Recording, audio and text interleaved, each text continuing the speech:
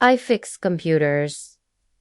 That's it. My entire job is being the person you call when your screen freezes or you spill coffee on your laptop and swear it just stopped working. So when the CEO of Vale Industrista, one and only Aria Vale, the millionaire prodigy with cheekbones that could cut glass, personally requested IT support, I was sure it was a mistake. No, it's you, she asked for. The receptionist insisted, pointing at the summons. Name and all? This made absolutely zero sense. Aria Vale barely spoke to her own executives, let alone to the girl who spent most of her day crawling under desks, searching for unplugged cables. But orders were orders. I grabbed my toolkit and headed for the top floor. The elevator ride felt like an ascent into another dimensional, quiet marble floors, soft, ambient lighting, and the expensive smell of money and stress. Her office door was already open. Come in, a voice called out, smooth and commanding. She didn't even look up. I stepped inside and just froze. Aria Vale was stunning in a way that felt fundamentally unfair to the rest of humanity. Her hair was perfectly arranged, her suit was immaculate, and her presence alone was enough to suck the air out of the room. She finished typing something, a deliberate, final click of the keys, before finally meeting my eyes. Her gaze lingered on me for a second too long, too focused. It made my stomach do a nervous little flip. "You're Riley," she said. It wasn't a question. "Yes, ma'am. You requested IT support." I did. She gestured vaguely towards her state-of-the-art computer. I walked over, expecting some complex, catastrophic failure. I bent down, located the power button, and pressed it. The screen instantly lit up with the company logo. I stood back up, confused. "It's working," I said, stating the obvious. A small, knowing smile touched her lips. Imagine that. I narrowed my eyes. This felt like a test, but for what? "Did you try rebooting it?" "No," she replied calmly. "Did you touch anything at all?" "No." "Did you kick it?" Her lips twitched, a flicker of genuine amusement. "Not yet." I crossed my arms, feeling my professional patience wearing thin. "Your computer is perfectly fine, so why am I here?" She rose from her chair and walked around her massive desk with a slow, deliberate grace that set my nerves on edge. She was a predator, and I felt like a very confused mouse. "I wanted to talk to you," she said. "About tech?" I asked, hoping for familiar ground. "No." I blinked. "Then? About what?" She studied me for a moment, her expression unreadable. It was like she was running a diagnostic, checking to see if I was safe to tell the truth, too. "I've watched you work," she finally said. My soul just packed its bags and left my body. "You have," I squeaked. "You're patient," she continued, her voice low. "You listen to people. You don't treat anyone in this building like they're beneath you. From the janitors to the vice presidents. That's a rare quality around here." "I fix printers," I managed to say, my voice barely a whisper. It was the dumbest thing I could have possibly said. "And you do it with more grace than my executives handle million-dollar negotiations." I was completely speechless. I didn't know what the correct response was, so I went with the first thing that came to mind. "Thank you." She gave a single, decisive nod, as if she'd just confirmed a theory. "Would you have dinner with me tonight?"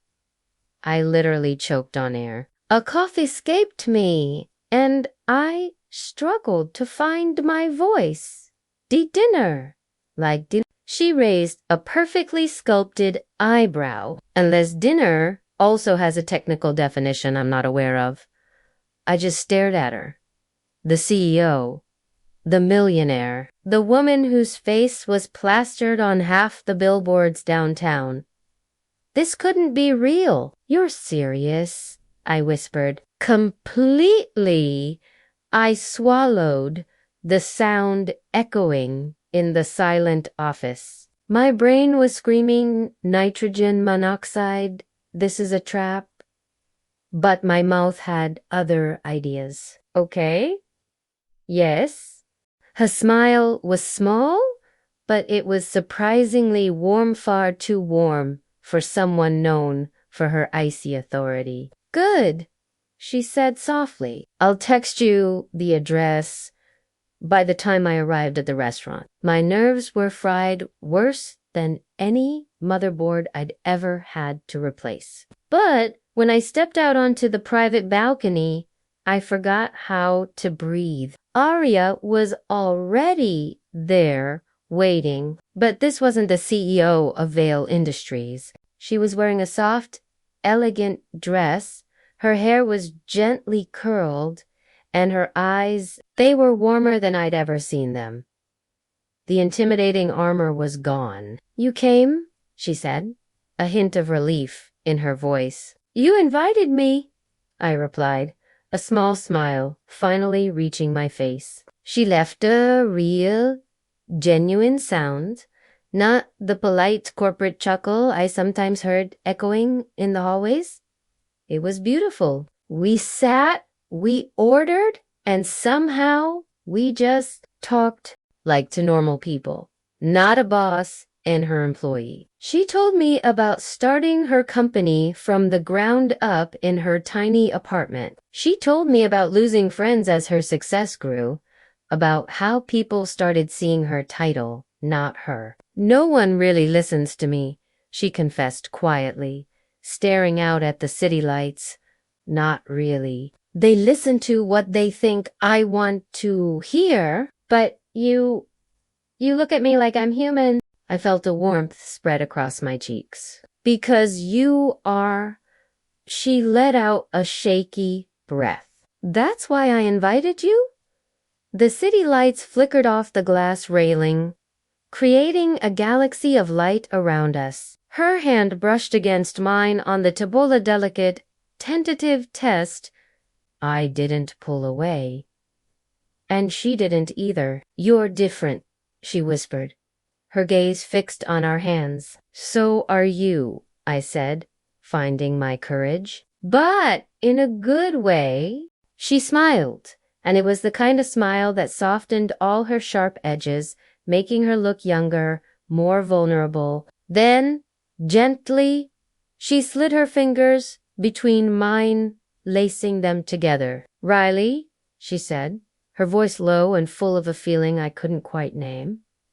I'd like to see you again. Not for a meeting, not for a computer issue, but because you make me feel something I haven't felt in a very long time. I squeezed her hand, my heart hammering against my ribs. I felt breathless. Then ask me. Clearly, her eyes locked on mine, and for the first time, I saw no walls, no defenses, just hope. A raw, terrifying vulnerability. Will you go on another date with me?